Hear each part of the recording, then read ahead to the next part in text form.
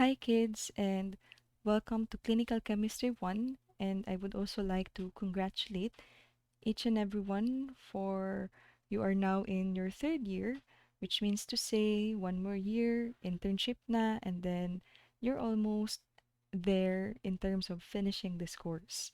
So I do hope you will be able to push through all these challenges, especially now that you are in your third year and your professional subjects are already being given.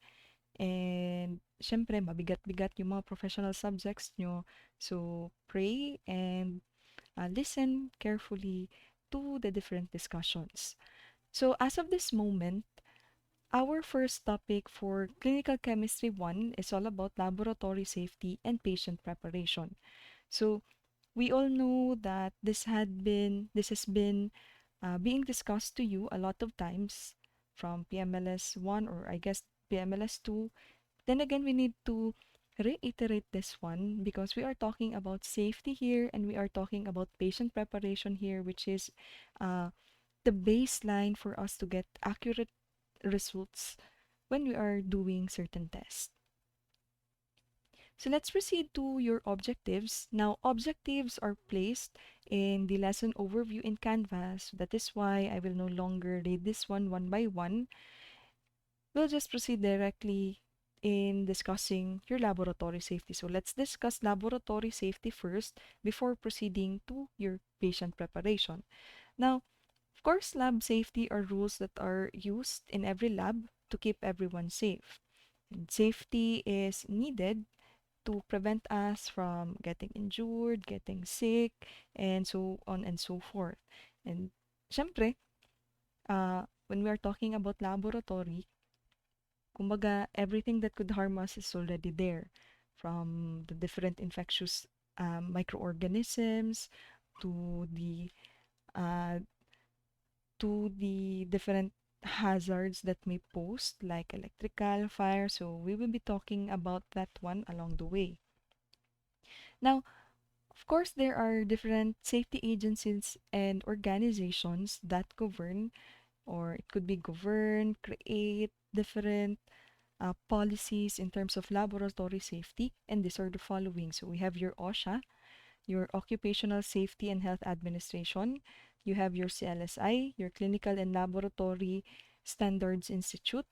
CDC, we all know that one, which is a part of the U.S. Department of Health and Human Services, or DHHS. Then you have your CAP, your College of American Pathologists. Then you have your TJC, you're the Joint Commission, which was formerly known as yung J Kahonyo, the Joint Commission on Accreditation of Healthcare Organization. Now, of course, each of these safety agencies and organization, each of this has its own rules. So for your OSHA, we will discuss that further on the next slide. So we'll go directly to your CLSI. So for your CLSI, that is actually formerly known as your NCCLS, meaning to say National Committee for Clinical Laboratory Standards. Now, this CLSI provides excellent general laboratory safety and infection control guidelines. And actually, they already created two documents. The first is all about clinical laboratory safety, and the second one is all about the protection of laboratory workers from occupationally acquired infections. Now, how about your CAP, your CAP? Now, CAP publishes an extensive inspection checklist as part of the laboratory accreditation program, which includes section dedicated to lab safety. And for your TJC, it publishes a yearly accreditation manual for hospitals and the accreditation manual for pathology and clinical laboratory services, which actually includes a detailed section on safety requirements. So basically, if we summarize their roles, it's really more on setting guidelines and accreditation of different laboratories in relation to if na-reach po nila yung required na safety na andun dapat sa isang workplace. So, We have this what we call Occupational Safety and Health Act, which is actually under OSHA. Now, your Occupational Safety and Health Act is otherwise known as Public Law 91596, and this is enacted by U.S. Congress in 1970. Now, what is the goal of this Occupational Safety and Health Act? Now, the goal of this one is to provide all employees with a safe work environment. And of course, under this legislation, kaya po may nakalagay na OSHA po dito because under this legislation, andyan po si OSHA, your Occupational Safety and Health Administration, which is authorized to conduct on-site inspections to determine whether an employer is yung nagko-comply sila with the mandatory standards in terms of safety. So kaya makikita nyo po dito, OSHA is yung role ni OSHA is for inspection and accreditation. Because remember, safety is no longer only a moral obligation, but it is also a federal law. There are a lot of standards under OSHA na if you try to check Bishop, mapa 7th or 8th edition, may mga different standards that is being explained there. You have your bloodborne pathogen standard, you have your hazard communication standard, your respiratory protection standard. Marami po yan siya, but basically what it is pertaining is kumbaga safety specific to those standard. Like for example, bloodborne pathogen standard. So it focuses on the safety in relation to those bloodborne pathogens that can be present or lalo na po if the laboratory is handling such samples. Now, this is about self-awareness for different for the clinical laboratory personnel.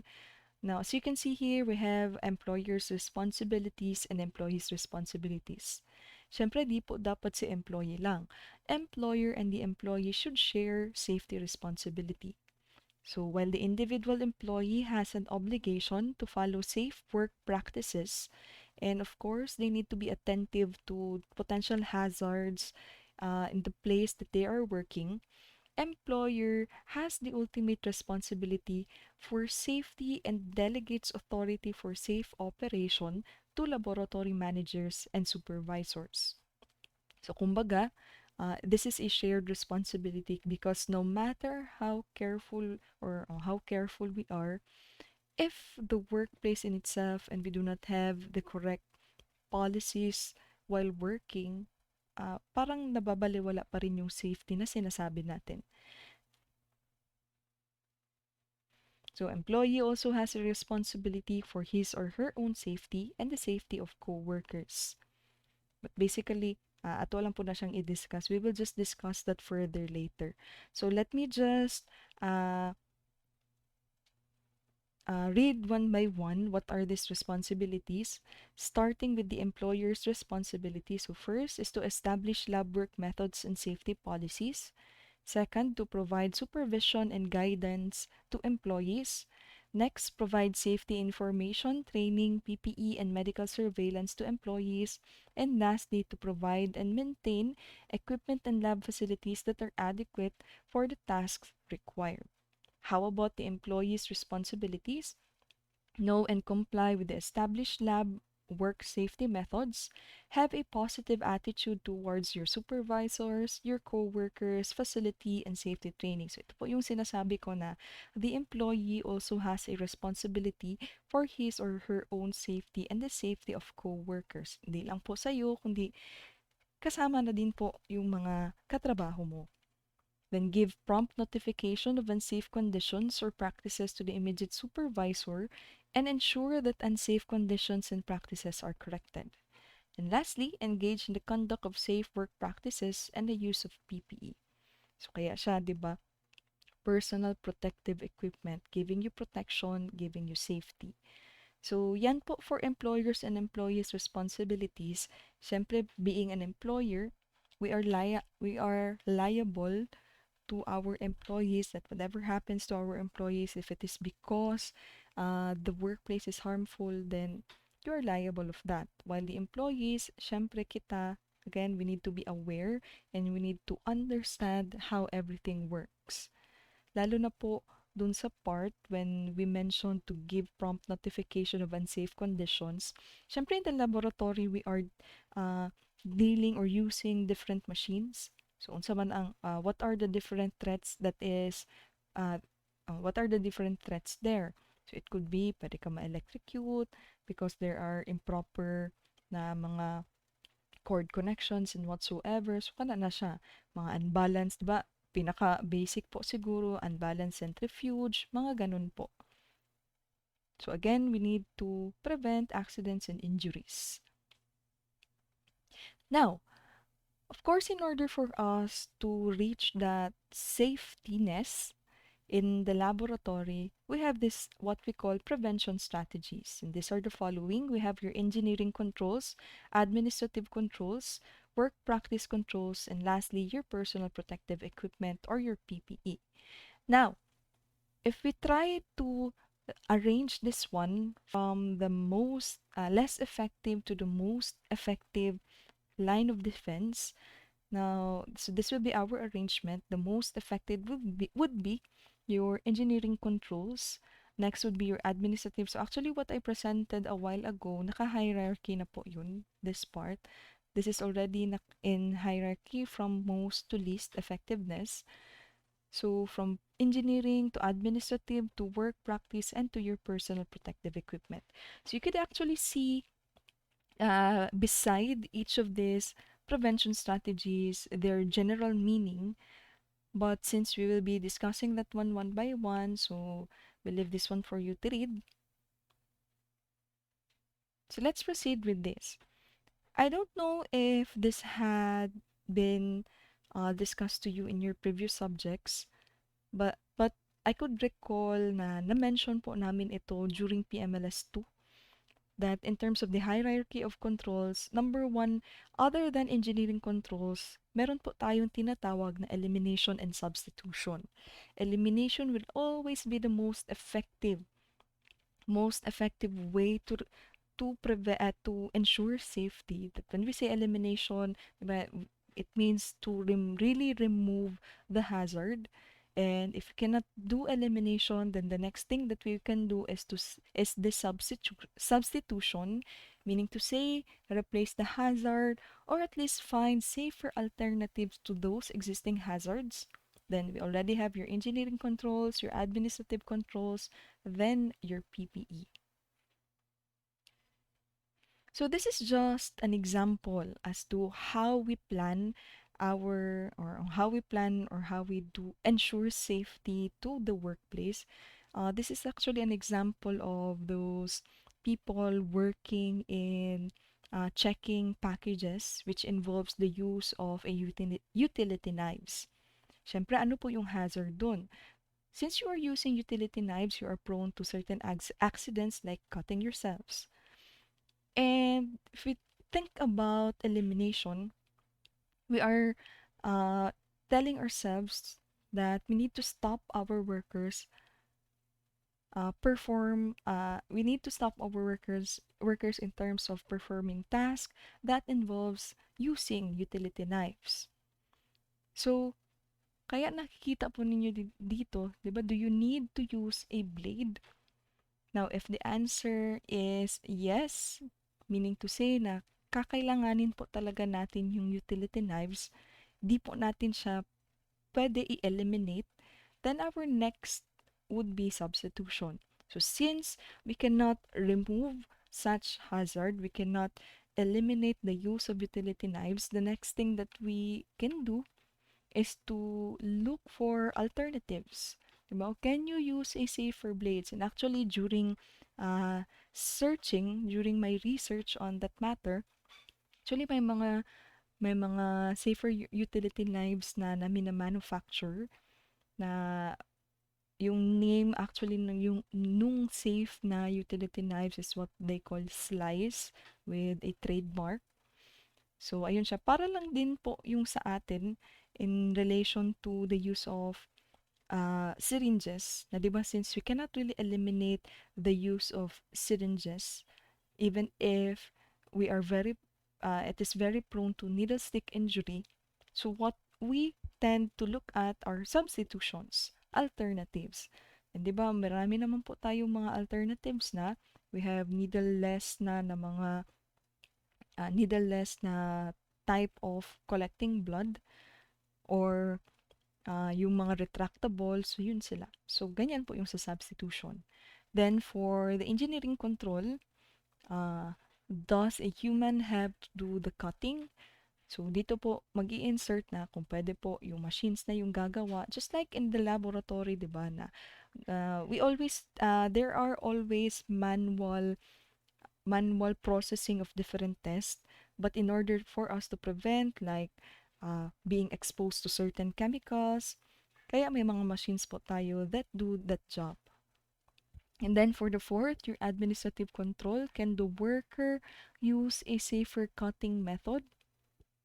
So, syempre, in this case, in terms of administrative control, dito po papasok yung mga trainings na to really ensure na si worker or si employee is, kumbaga, lesser chances of getting injured. Syempre, training tayo. Kaya nga, di ba, in our PMLS2, andun po yung ating phlebotomy na pinapractice po talaga natin yung technique, paano yung proper disposal, okay, for you to prevent being yung na magka-needle stick injury.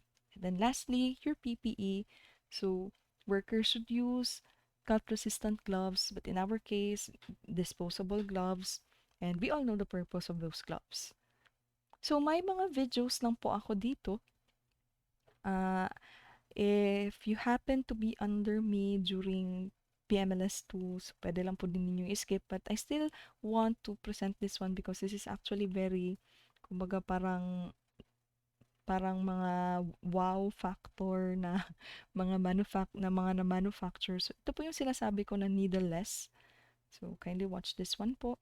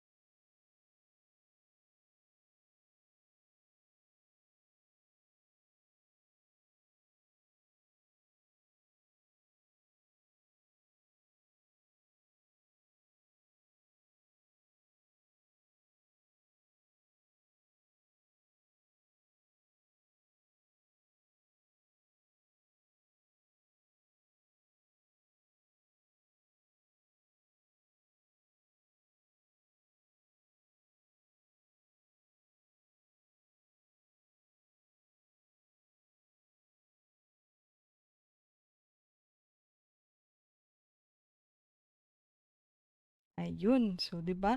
Needleless.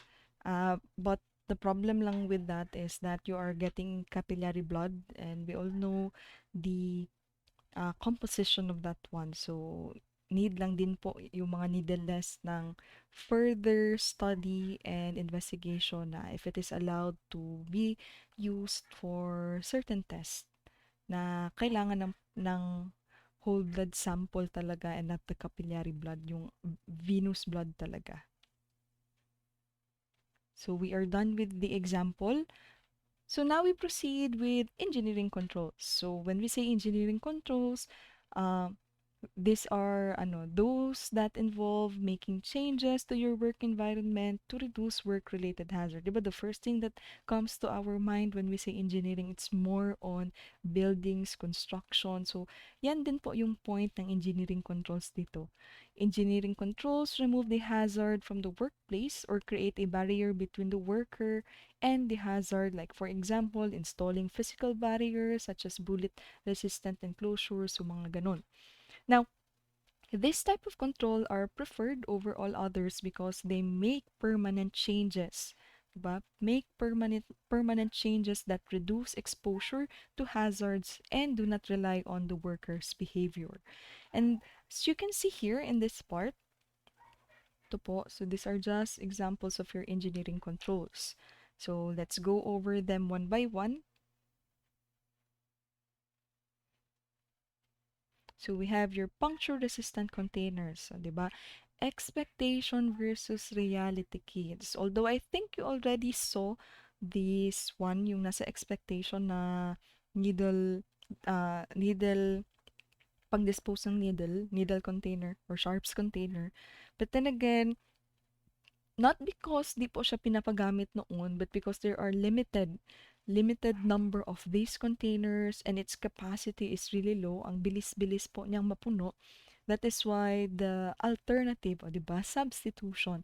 The alternative for that is to use even yung mga Zonrox containers. Makakapal din naman po yung mga Zonrox containers or bottles natin. So, still, it can ensure safety.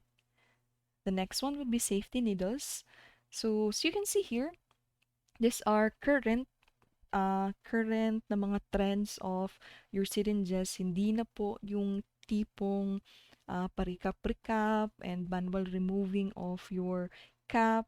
Actually, may mga better or improved versions na ng mga syringes that that improves or giving us more or giving us safety. And ito po yung video na ipapakita ko po. Just to show you about I think this is the retractable safety needle. So, kindly watch po. Ay, ba't ayaw niya mag-play? Wait lang, kids.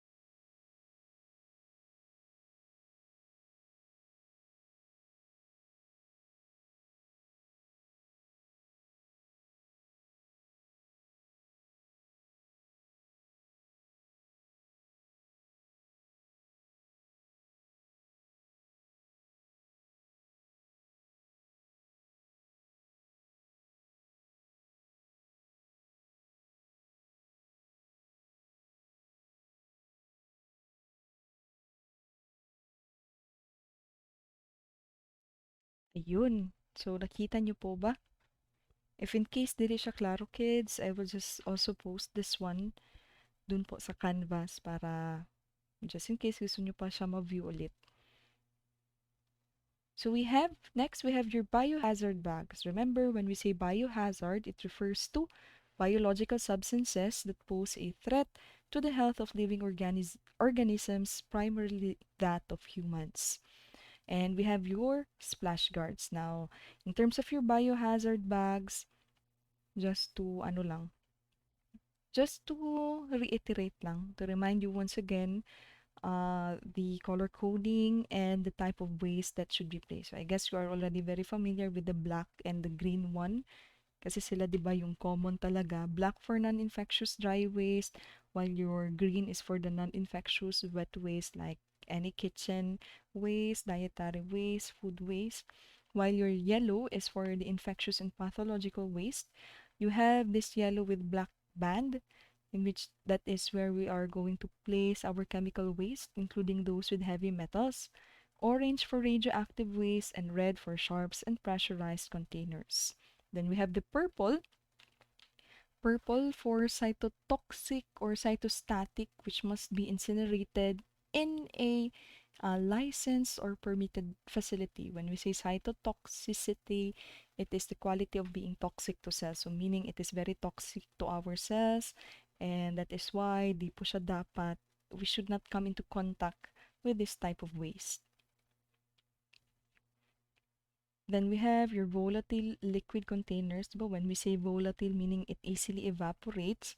So that is why ito po na containers, they are designed to really keep intact those chemicals. Kasi if it easily evaporates, and then we do not use specialized liquid containers for this, then meaning to say, andun na siya sa air, and we can actually inhale this one, and it can pose threat. Then we have your centrifuge safety buckets. Then your fume hoods and your biological safety cabinets. O, di ba? Maalala pa po ba yung difference ni fume hood and ni biological safety cabinet, or in short, your biosafety cabinet? Ano po ba yung difference? Before I proceed with discussing or tackling this one, let me present this first. That the very first difference between a fume hood and a biosafety cabinet is that for a fume hood, it only protects the operator, unlike your biosafety cabinet in which it protects both the sample and the operator. And from the name itself, di ba, fume hood, meaning to say what we usually do or make use of the fume hood is just for chemical and non-sterile work. Like for example, mixing of your different reagents, and wala rin pong filtration of air for fume hoods, unlike biosafety cabinets na may HEPA, yung HEPA filtration of air nyo. HEPA filtration of air intake and exhaust. Ma-remember po ba yung meaning ni HEPA? O, diba? Diba that is your high efficiency particulate air. So that is your HEPA. So yun po yung main difference ni fume hood and the biosafety cabinet. And usually, you can see the biosafety cabinet sa sa microbiology section. Fume hoods, dun lang po yan siya sa mga chem. So we have your mechanical pipetting devices. So these are your semi-auto pipettes, as you can see here in your left side. This is considered an engineering control kasi kids, before, ganito po yung pipette na ginagamit. And dati nga, wala po yung bulb that could actually help in aspirating the reagent. Dati, manual. Ikaw mismo, yung bibig mo, ilalagay mo dun sa pipette mo, and then dun mag-aspirate ka, which is really very dangerous kasi 'di ba, there are really increased probability of you ingesting the liquid. And then we have your computer wrist arm pad. This is for ergonomic purposes lang din. Then we have your sensory controlled sinks and foot or knee elbow controlled faucets. So we all know the importance of this one kasi 'di ba, when we do hand washing, as much as possible after we wash our hands, kung pwede wala na po tayong ibang i-touch, so it would be best na sensory controlled siya, or foot, knee, or elbow controlled siya, para yung ating hands mismo is already free from any germs or any contamination. Then you have your eye wash stations. If in cases na may spillage dun po sa eyes, then we can make use of this one. Next, you have your chemical storage cabinet. In terms of storage, dapat po yung flammables and corrosives natin in the laboratory, it should be limited to small quantities as much as possible. Then we have your safety showers. Siyempre, safety showers it provides an effective means of treatment in the event that chemicals are spilled or splashed onto the skin or clothing. In terms of where your safety showers should be installed, it should be wherever there are corrosive chemicals being used, whether they are acids or alkalis, and it must be readily available to all personnel. Dapat andun talaga, lalo na kung yung pinoprocess po natin are really yung dangerous na mga chemicals. So we are done with your engineering control. Now we go to your administrative controls. As you can see here in this image, administrative controls, dun po talaga yung policy making and procedures. But what exactly is this administrative controls? These are those that modify workers' work schedules and tasks in ways that minimize their exposure to workplace hazards. So, some examples of administrative controls: developing a chemical hygiene plan, developing standard of operating procedures for chemical handling. Even as simple as warning alarms, kid, placing proper warning alarms in the area, in your workplace, like the fire alarm, even yung basta mga certain alarms, and then labeling system, like for example, placing different symbols sa mga sa different places sa lab. Like for example, 'di ba, yung nakikita nyo sa mga kung magpapa-X-ray may mga uh, radiation hazard symbol yan. So, ganun din sa laboratory. And then, pinaka-important, trainings po talaga na we need to be trained on how to properly handle this different mapa-machine ba, mapa-chemical ba yan siya. We need to know that one. And in these times of pandemic, grabe ang role ng administration talaga sa mga hospitals.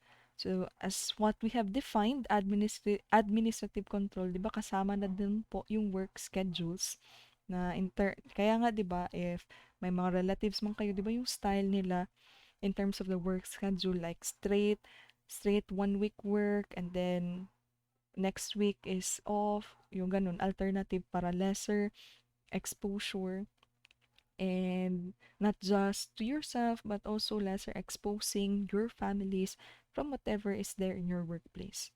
So kasama na din po talaga yun. Malaki po yung role talaga ng administrative control. Next, your work practice controls. When we say work practice controls, these are practices that reduce the risk of exposure, altering the way in which a task is performed to make it safer. So, kumbaga, work practice controls, they are intended to reduce the likelihood of exposure by changing the way a task is being performed. Literal, kids, work practice, ano po yung mga ginagawa natin dun sa workplace natin that could still ensure na andun pa rin yung safety. And 'di ba, the first thing that would really come into mind, especially in our profession, being a medical technologist, working in the laboratory, number one, hand washing po talaga. That is one of the best practices that you can do to limit your exposure, not just your exposure, but also exposure to other people. So as you can see here, hand washing, cleaning surfaces, o kani, always yun, kids. What I usually observe by the time that we are, di ba, pag nagiging RMT na, yung pag nagiging RMT na, yung tipong hindi na nagpi-PPE, hindi na nagla-lab gown, hindi na rin anong tawag nito? Hindi na nag-disinfect before and after working in your sections. Yan talaga yung na-observe ko.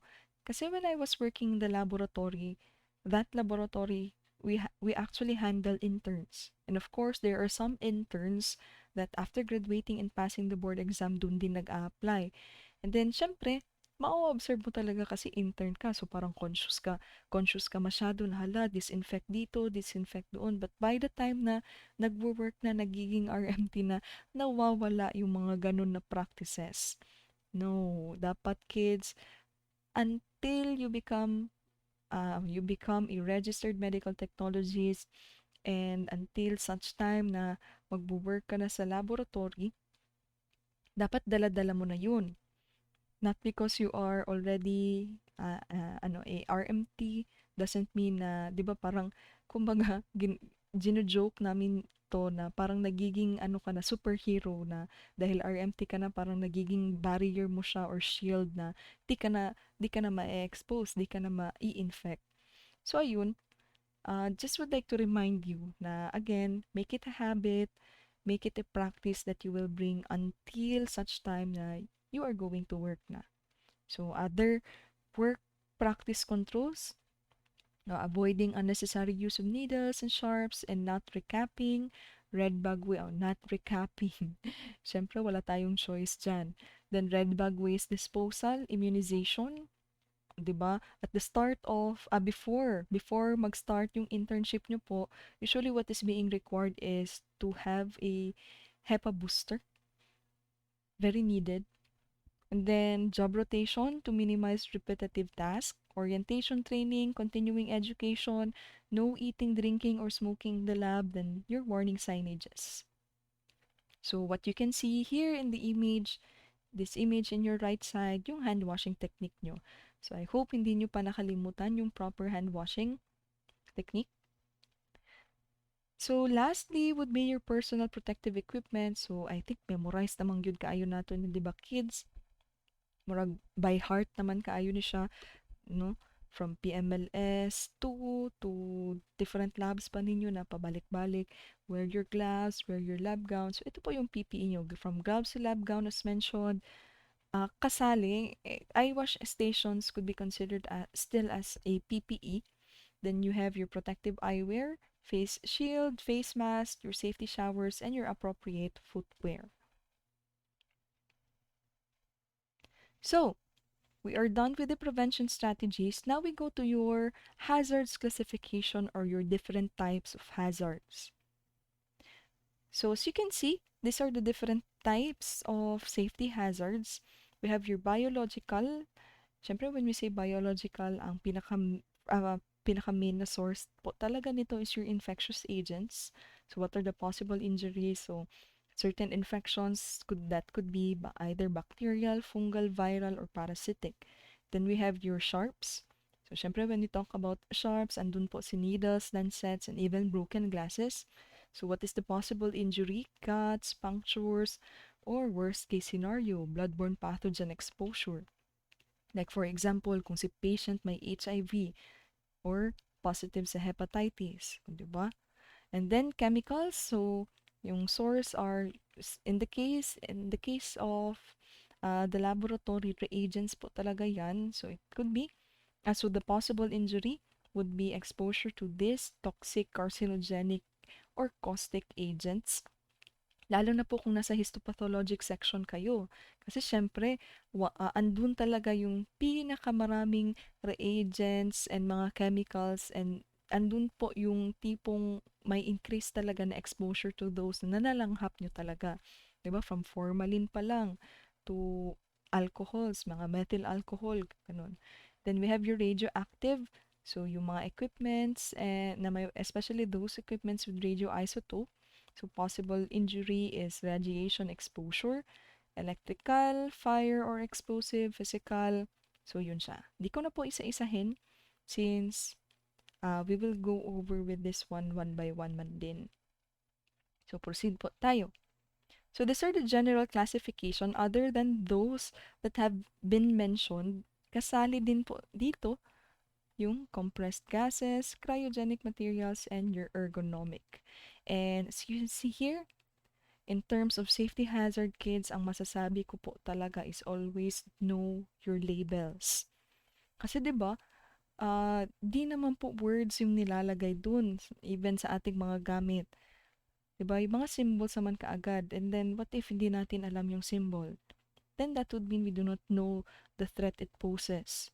And then, syempre, because hindi nga natin alam, then hindi rin natin alam paano siya i-properly handle. And what happens next is that possible injuries. So, let us start with the biological hazard. Diba? Na-define na natin yung biological hazard. Biological hazard under this are your medical waste. Say medical waste in terms of the laboratory, yung mga blood and body fluid, diba? Mga stool, urine, yung mga tissues, body tissues in the histopathologic section. So, yung mga ganun. And this medical waste may transmit infectious diseases. Siyempre, dun naman nanggagaling talaga. So, that is why there really is a need to properly dispose this one. So, other than that, may nakalagay din po dito, discard sharps and puncture-resistant containers located within work area. Needles should not be transported, recapped, bent, or broken by hand. So, let me just show you this one. This is actually stipulated in Bishop na kumbaga parang other guidelines under biologic hazard. So, ano lang po ba yung gusto kong i-emphasize dito? So, ito, all containers must be clearly marked with the word biohazard or its symbol. Kasi syempre, if di po natin lalagyan, yung kukuha ng mga waste di nila alam, kawawa naman din po sila. And then in terms of yung sinabi po natin kanina na needles should not be transported, recapped, bent, or broken by hand. Although we practice recapping, but then again, meron naman din po tayong fish hook technique. Just be mindful when doing that, and that would really ensure your safety. Then ano pa ba? Mm, kasama na rin po ata dito yung disposal, 'di ba? Kasi na-mention ko din po yung disposal. If you could still recall during your PMLS2, there are three types of disposing this medical waste. It could either be, ano po yung tatlo? Incineration, chemical treatment, and your autoclaving. So, ayun po. This is just another video that I wanted to show you. I think ito po ata yung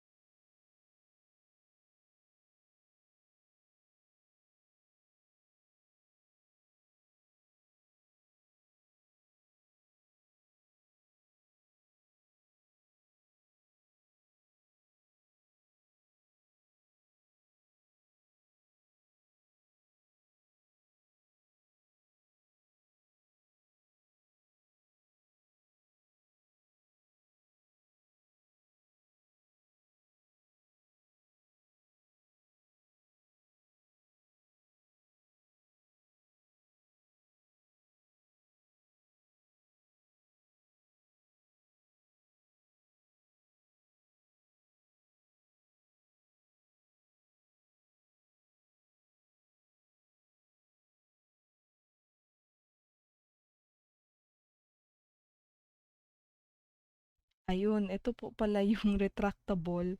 Iba po pala yung kanina. Sorry for that. Yung kanina ata is yung no need for recapping. Sige lang. Again, we'll just post the video once again in the canvas under the video lecture so that you can view it once again. So again, this is just an example in terms of preventing us to do recapping and ensuring more safety. Kasi 'di ba, it poses a threat pa rin naman kahit na gagawin natin yung fish hook technique. Let's proceed to your fire hazard. Now, what are the four factors causing fire? So these are your four factors. We have your fuel, heat, oxygen, and uninhibited reaction. And this is what we call your fire tetrahedron. Meaning to say, in order for a fire to start, dapat present po itong apat. And when we say uninhibited reaction, meaning to say dapat continued reaction si fuel, heat, and oxygen. And as long as hindi po maka-cut off yung reaction between these three, then all the more mas lalaki yung fire. So, ganun po yung uninhibited reaction. Now, about fire hazard, you need to recall the class and symbols, the different classes and symbols in terms of classifying the different types of fire. So we have your class A, class B, class C, class D, and your class K. So we all know that class A is for your ordinary combustibles, just like fire caused by cloth, wood, rubber, paper. And these are the type of extinguishers that can be used for under class A. So pwede nga water lang. Then you have your foam, your dry chemical. For class B, these are your flammable liquids. such as your grease, gasoline, oil, and other your oil-based na mga paints. So, for that, the type of extinguishers that can be used, syempre di po pwede water. So, dito po dapat foam and dry chemicals.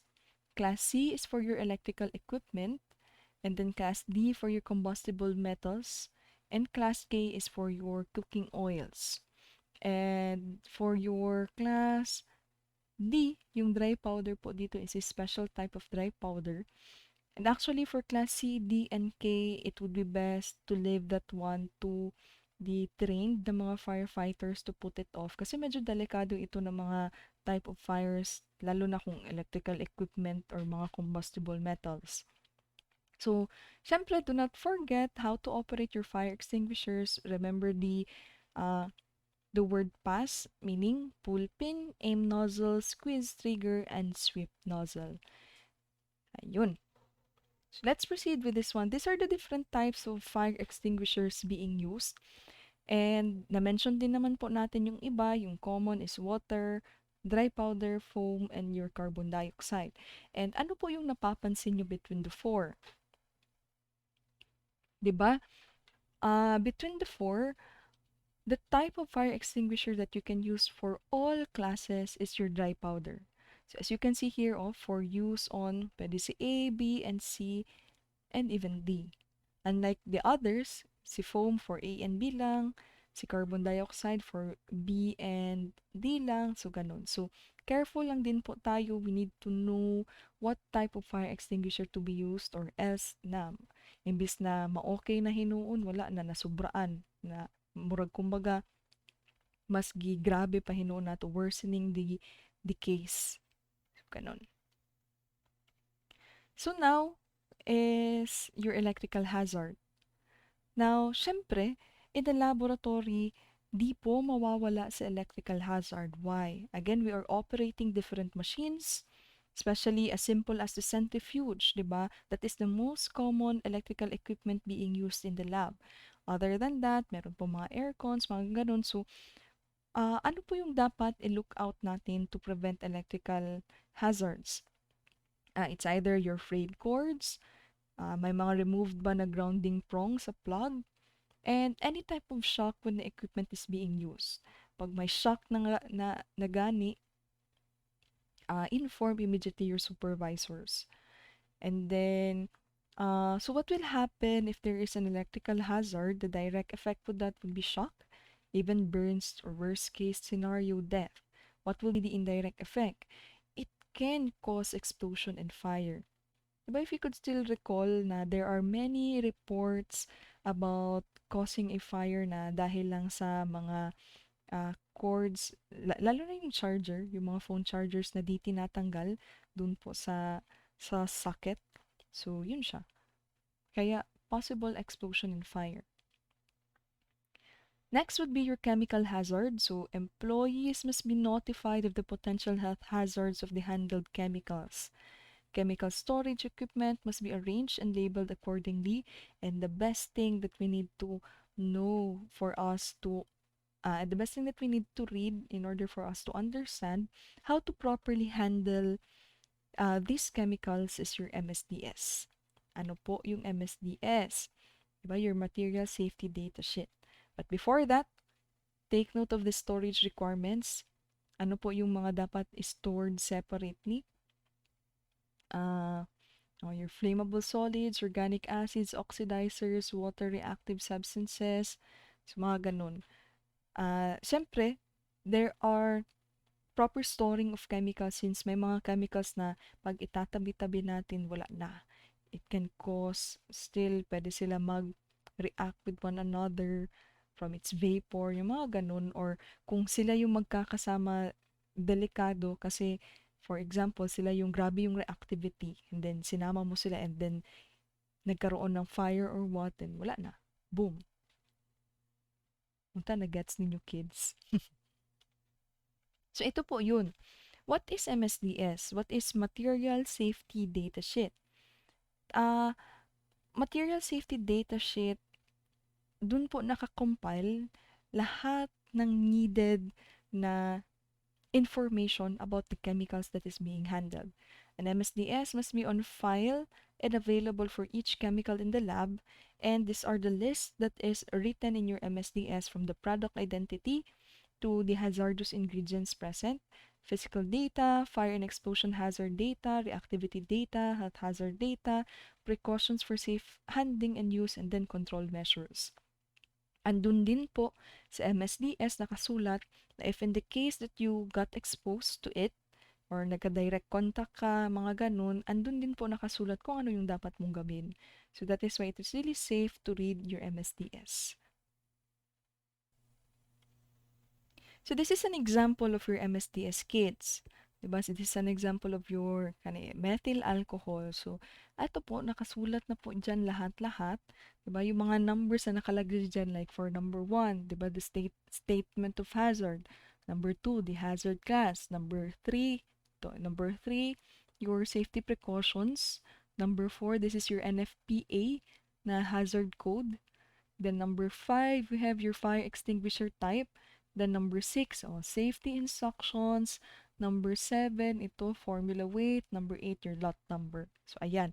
Everything that you need to know about the chemical dapat andyan. And this is already an example of your MSDS. Lahat ng mga chemicals na ginagamit in the clean chem na section sa laboratory, meron po talaga ito. And usually, we call this one the package insert. So, there are also different types of chemical hazards.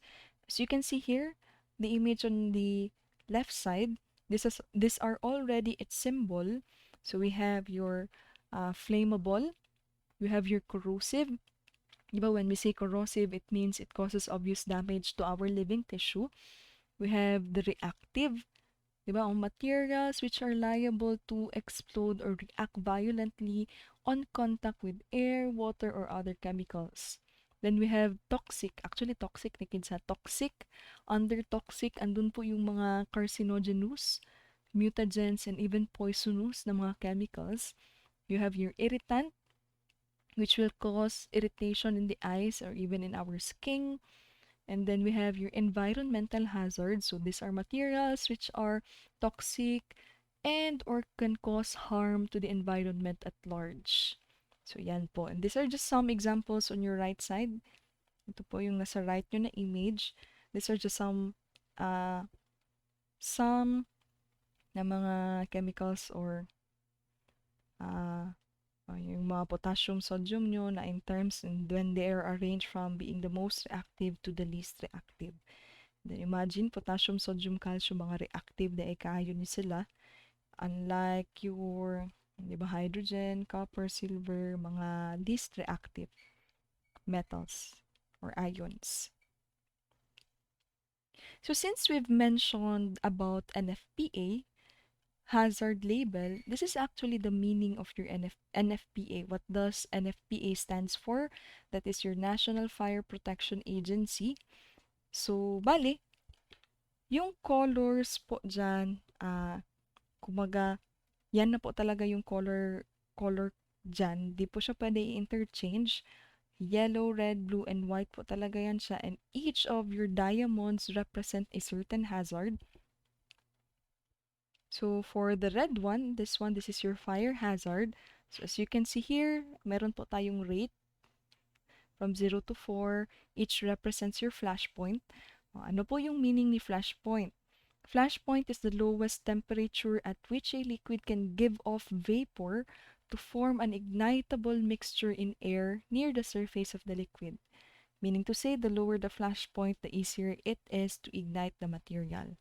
O kung i-layman's term nato na siya, the more baba ang flash point, the more nadali lang kaayo gyud siya mag-cause og fire or mag-ignite kana. Then, so for example, ito number 2. So what does number 2 mean? So ito, it is below 200 degrees Fahrenheit. Next for this one, si color blue, that refers to your health hazard. So ito, kung 4, hadlo ka day mo gamit ana na chemical no kay deadly na gyud. So deadly, extreme danger, hazardous, slightly hazardous, normal material. The white one is for specific hazards like indicating, just like this one, yung may W na naka slash off. So that means use no water. If in case na blank siya, then that would only mean na there are no specific hazards indicated. Then here, kay color yellow, that is referring to reactivity. So number 4, it may detonate. Number 3, shock and heat may detonate. Reactivity in terms of possible explosion. Possible explosion. Then number 2, violent chemical changes. Number 1, unstable if heated. 0, stable. So that is your NFPA. For this one, this is just a nice to know lang po kids, but I will not really discuss or divulge into this one. I just want to present this one or to show to you para at least you have a certain idea as to how can we really tell if the certain chemical is under number 2 or number 3 siya or kay number 1 ba siya. So if you like, you can read this one. I actually placed this in the handout. So pakibasa lang din po. We'll go over with this. Balikan po natin yung MSDS ng ating methyl alcohol. Saan po yung NFPA label natin? Andito po. So, uh, basig mangutana mo ha, you might be asking why wala po itong color. Actually kasi, sa book ni Bishop, naka-black and white lang yan. Naka-black and white lang kasi po talaga yung book ni Bishop, kaya wala yung color. But then again, naka-color coded po talaga yan from red, blue, and yellow. So, balikan po natin. Ano po to? Diba, dito po yung reactivity nyo, and dyan po yung color yellow. So, what does 0 mean? Diba, that means stable po yung ating methyl alcohol. Next, yung dito na part, that is your color red, referring to your fire hazard. So, when we say number 3, meaning below 100 degrees Fahrenheit or 37 degrees Celsius, yung kanyang flash point. So, meaning to say, medyo delikado kasi bilis-bilis pala mag-ignite. At 37 degrees Celsius pa mag-ignite si methyl alcohol. And then, for this part, that is your color blue, which is your health hazard. So that is 1, so meaning slightly hazardous lang. Then as you can see here, in the specific hazard part, diba walang nakalagay? So meaning to say there are no specific hazards na kay methyl alcohol.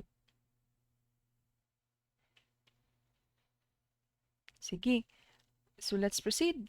We have your mechanical hazards. This is also known as your physical hazard. But when we say mechanical hazards, these are actually hazards created by the use of or exposure to either mga powered or manually operated equipment, machinery, and plant. Yun, physical hazards, mechanical, yung that involves yung work or galaw talaga natin. So, under mechanical hazard would be the centrifugation lapses and your lab glasswares.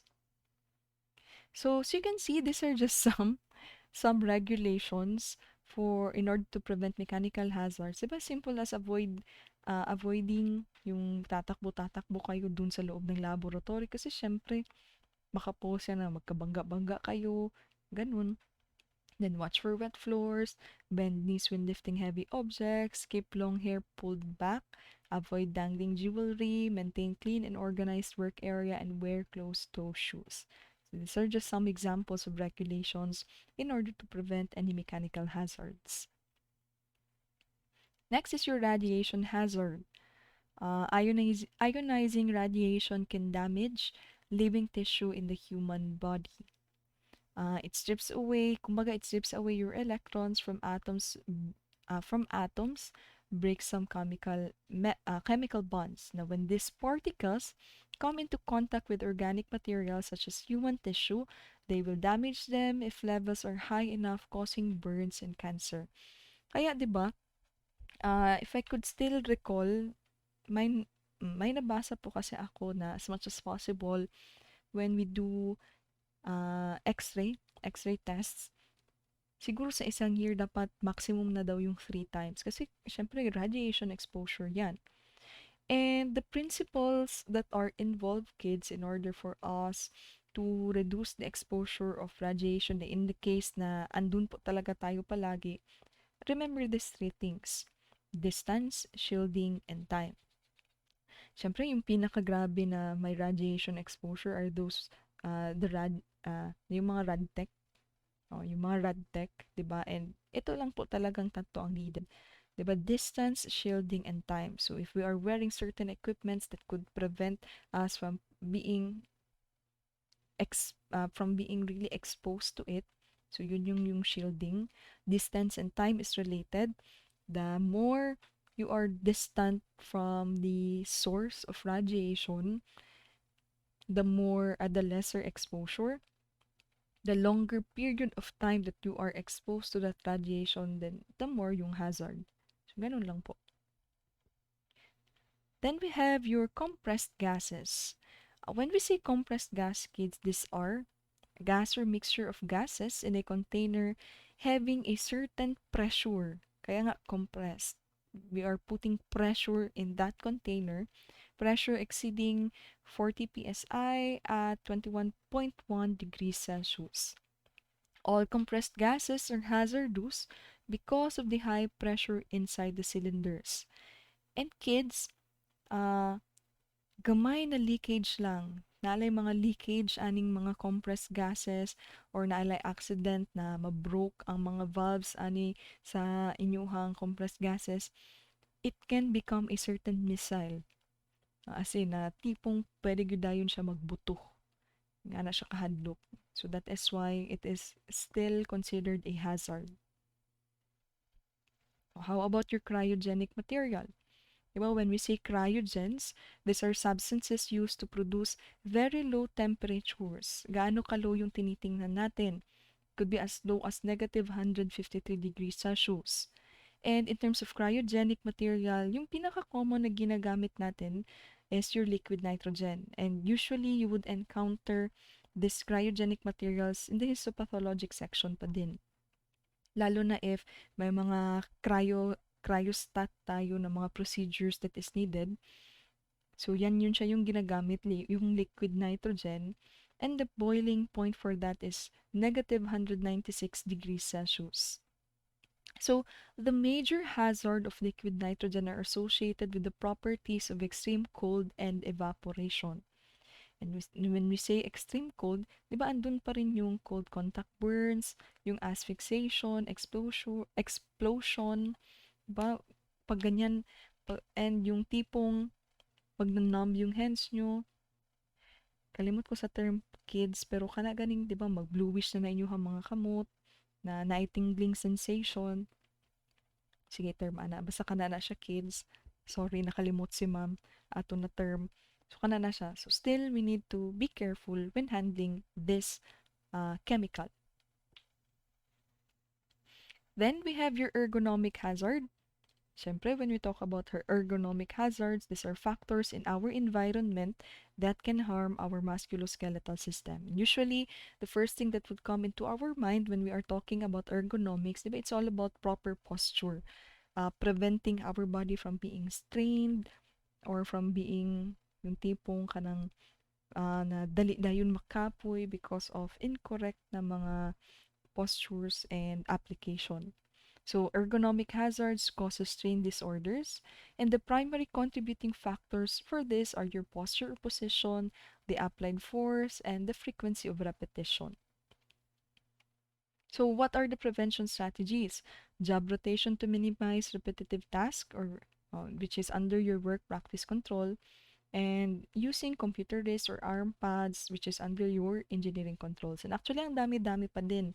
But like for example, placing comfortable seats wherein mag 90 degrees po talaga yung inyong lower part from knees to your foot, yung mga ganun.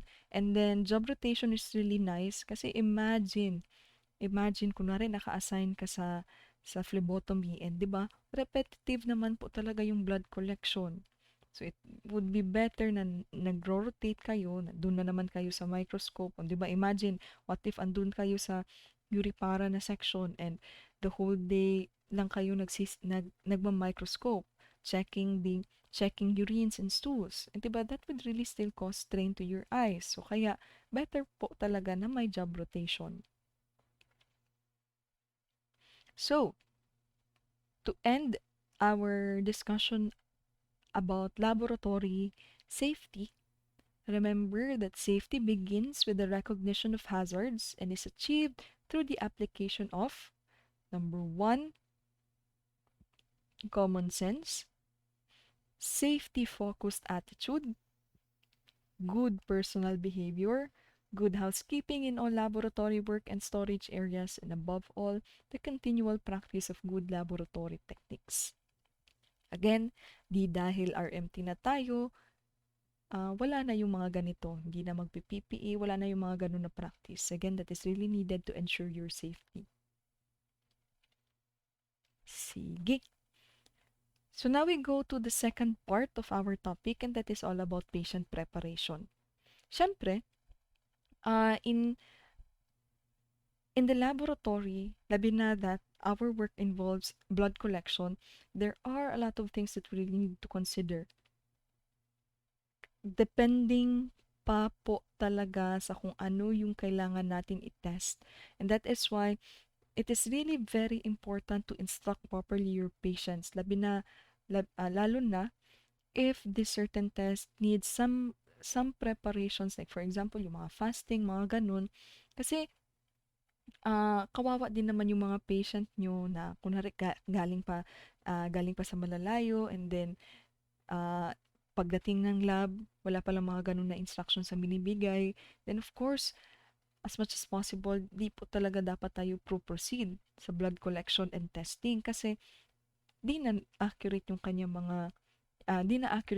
test result, and all the more, di po siya mabibigyan ng proper instructions ng doktor niya by the time na ma-procure niya yung test result.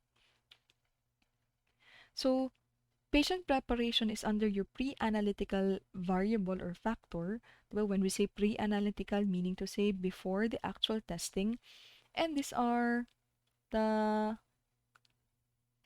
different patient preparations under. So you have your exercise, fasting diet, posture and position, tourniquet application, tobacco smoking, alcohol ingestion, stressor anxiety, and lastly your drugs. Actually, daghan pa man jud kay na kids, but basically mo na ni siya ang pwede natong iingon na summary. So start with exercise. Now, actually kids, so you can see here, ako na lang ni ibabadaan. I will not discuss talaga paisa-isa kung ano tong si lactate, ano tong si fatty acid. Kasi along the way, here in our clinical chemistry, madidiscuss or malalaman nyo lang din po kung ano yung mga roles nila. So, bali yung sa akin lang is a general thought as to what are this and why it could be affected. So, let's start with exercise. Now, exercise causes volume shifts between the vascular interstitial compartments.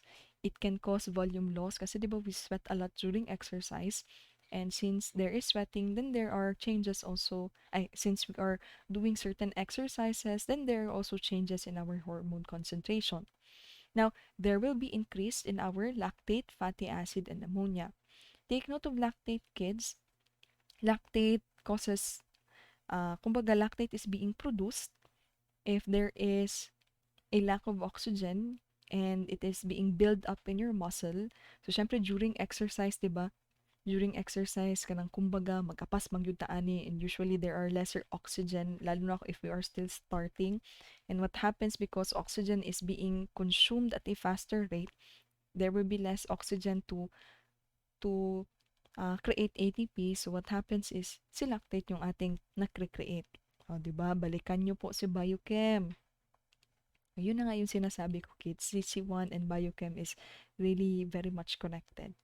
Then we have ammonia. Ammonia is actually a waste product of your amino acids and proteins. And it is also a product of the deamination of your ATP. And remember, ATP is our main source of energy.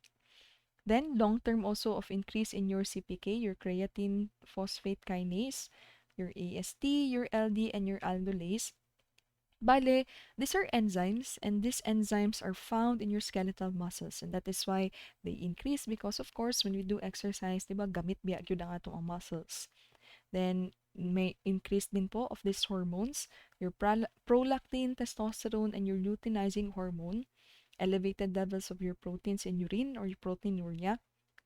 And then, vigorous hand exercise, just like fist clenching, increases your potassium, lactate, and phosphate. And then there will be decreased plasma levels of your FSH and LH in long-distance athletes.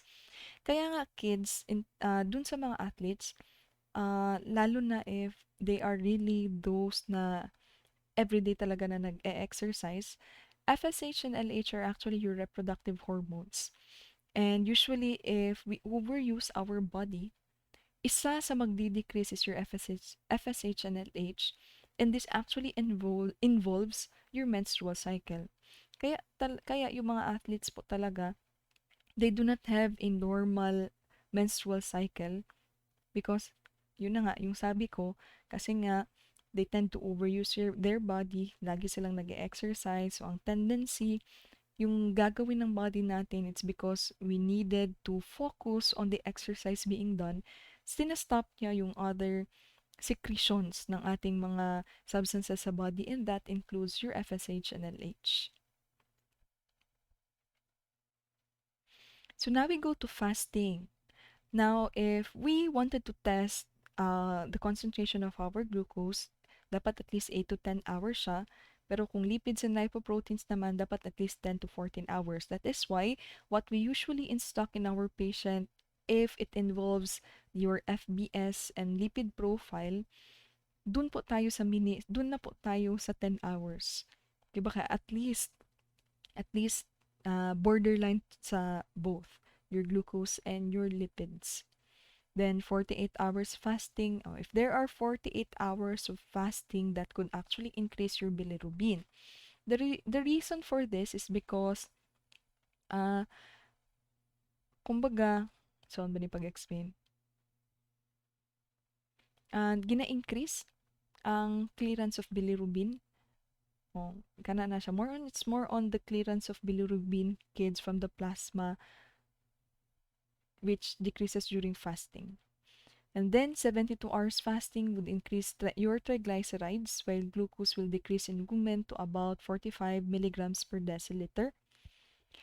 Now, there should be a basal state collection for the following: your glucose, cholesterol, triglycerides, and your electrolytes. And when we say basal state collection, this is early morning blood collection, 12 hours after the last ingestion of your food. And other test that needs or requires fasting, that would be, na-mention na ako si FBS, GTT, or otherwise or most commonly known as your OGTT, your oral glucose tolerance test. Diba? Sa mga buntis man yun na usually kids na katong naipainom, that also requires fasting. Your triglycerides, your lipid profile, your gastrin and your insulin. All of those needed fasting. Labi na si insulin. Diba gastrin is in the stomach, hormone being released in the stomach. Insulin is related to glucose secretion. So, mga needed fasting na sila in order to accurately measure its presence. Next is diet. High protein diet increases urea. Why? Ano po pala si urea? Urea is actually a breakdown product of your proteins.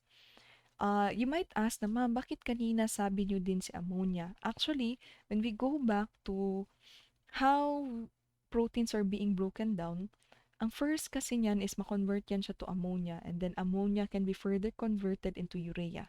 Kaya they are both a breakdown product coming from your protein.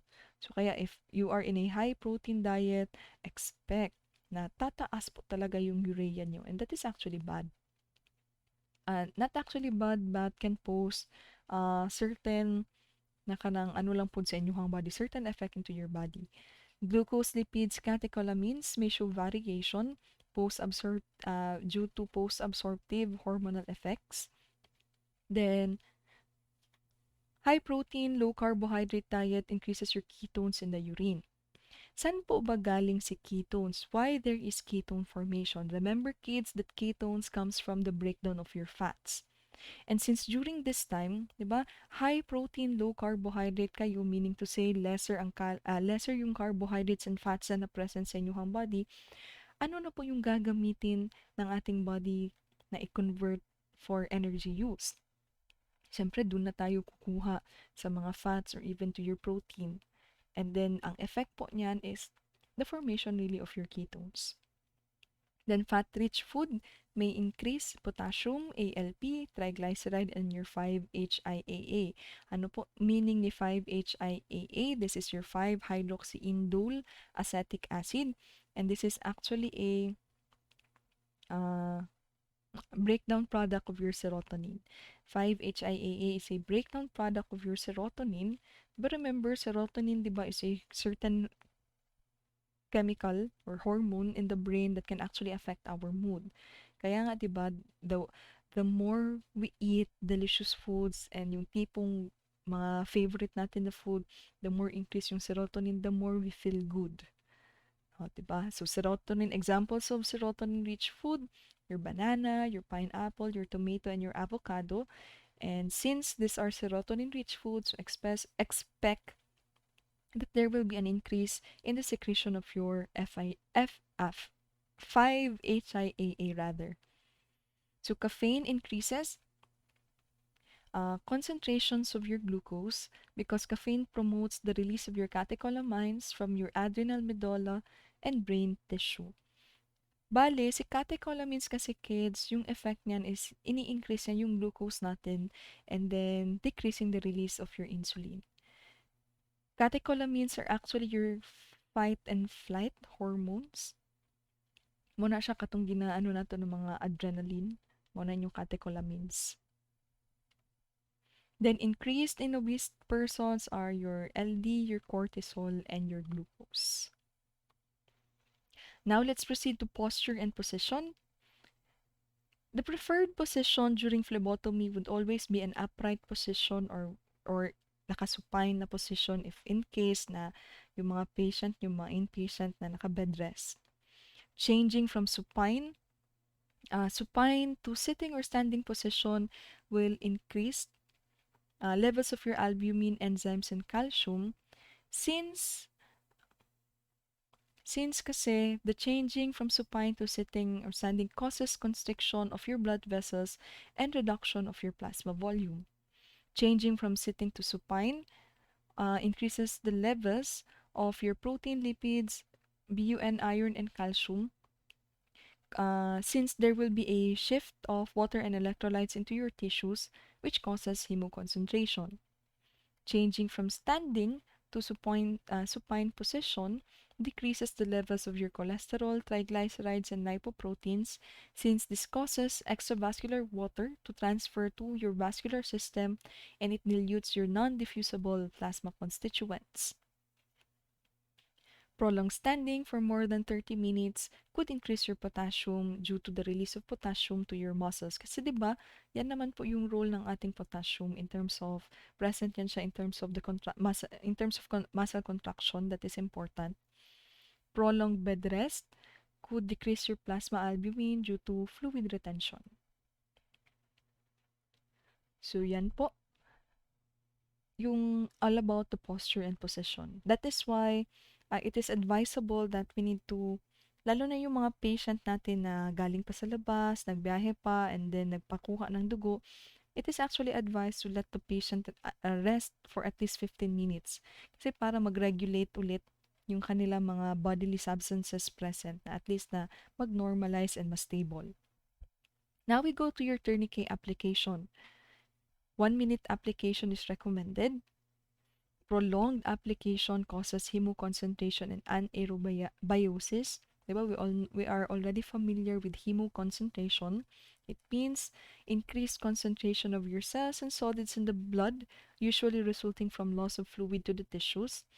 In terms of anaerobiosis, kids, this is just referring to the increase in the substances present in our body that does not need oxygen, diba, anaerobe. Kasi nga 'di ba, kino-constrict natin yung muscle portion natin and one anaerobe na substance natin dyan is your lactic acid. Increased levels of potassium, proteins, enzymes, lactate, cholesterol, and ammonia. Prolonged use of tourniquet with fist exercise increases your potassium. You are all aware of this. Na-explain ko na din po kanina. And for measurement of lactate, tourniquet use should be minimal and the patient should not clench his or her fist. Otherwise, it will result to elevated levels of lactate. Diba? I already explained this one that lactate is being produced in the muscle, and it usually builds up if there is movement, even sudden movement of your muscles could cause an increase of your lactate, all the more if na-intense na mga exercise.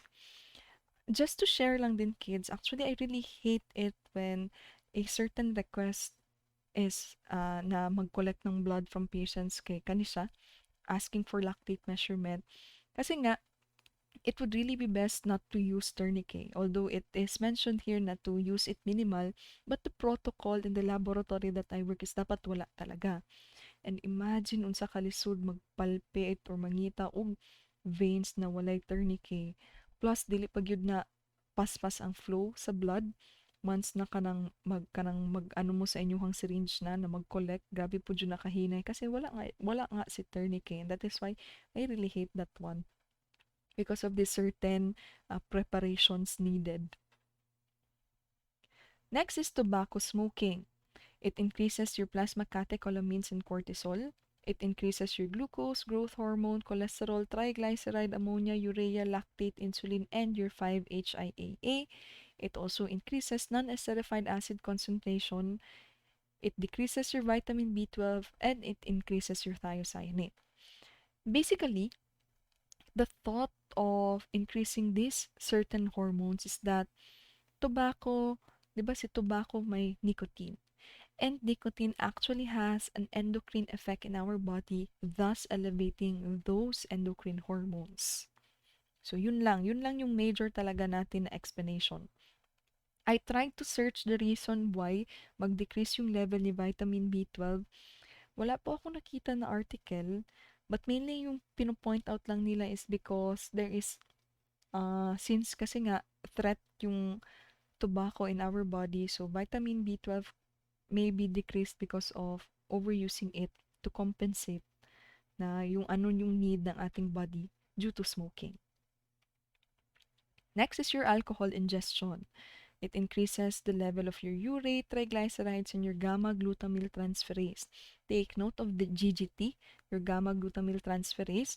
This is actually a liver enzyme. And since we are talking about alcohol, ito po yung test na nire-request ng ating mga physician since GGT is a serum marker for alcohol-related na mga liver diseases. And then, of course, increased alcohol ingestion could cause hypoglycemia, especially when you are a chronic especially when you have chronic alcoholism, because alcohol consumption causes an increase in your insulin secretion, which leads to lowering your blood sugar level, thus causing hypoglycemia. Kaya nga, di ba, it is always advised that na kung mag-inom man mo, kids, in layman's term gyud no, kung mag-inom man mo sa bayig yun na siya og kaon.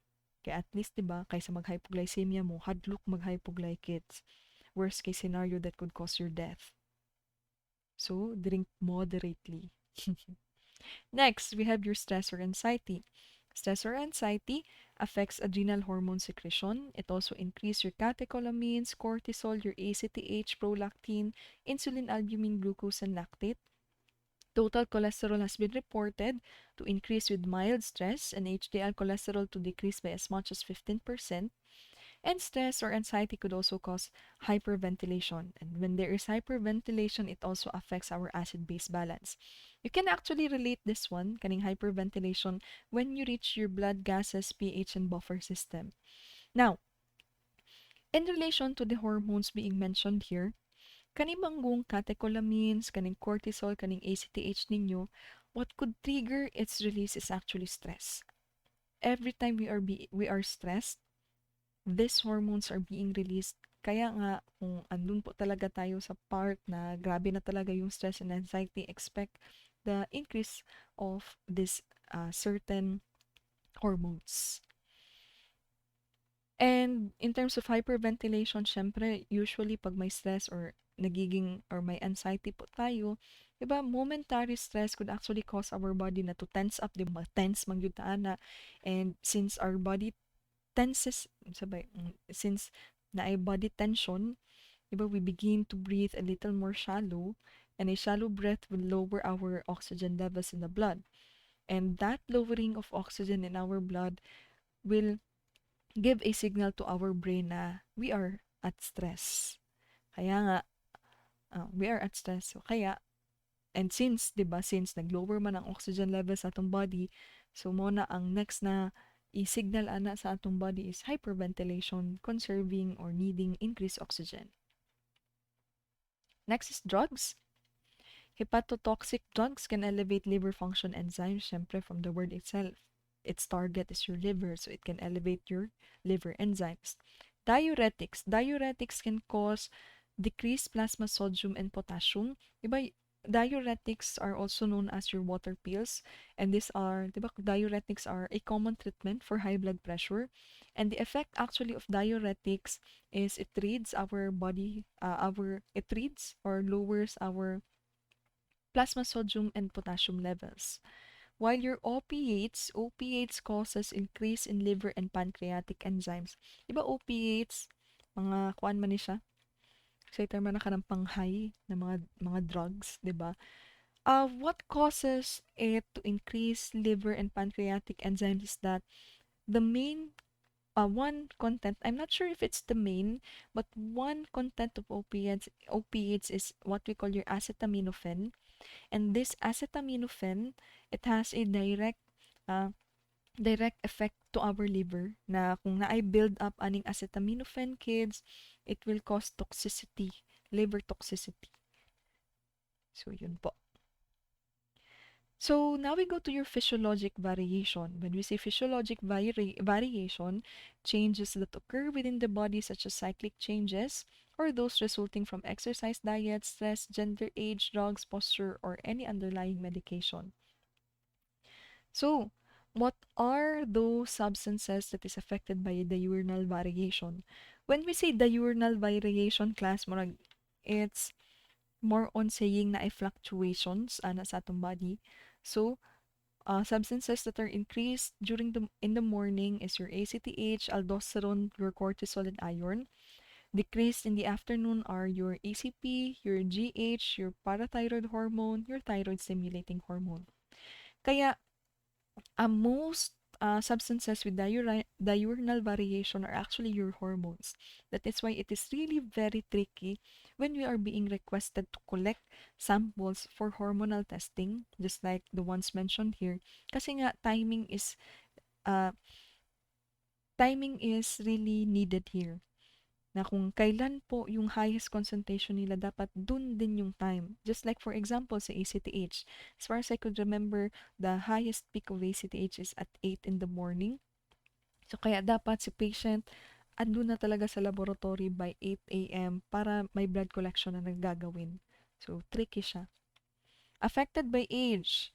So usually mag-i-increase yung levels ni albumin, alkaline phosphatase, cholesterol, and phosphorus as we age. Affected by gender. For males, usually nag-i-increase yung levels of albumin, ALP, creatinine, uric acid, cholesterol, and BUN. While for females, yung HDL, iron, and cholesterol. Affected by recent food ingestion. Siyempre, mag-increase yung levels talaga ni glucose, ni triglyceride, then your gastrin and free calcium. Whereas decreased levels ni electrolytes, ALP, and AMS. So, additional lang kids, test affected by diurnal variation, posture, and stress.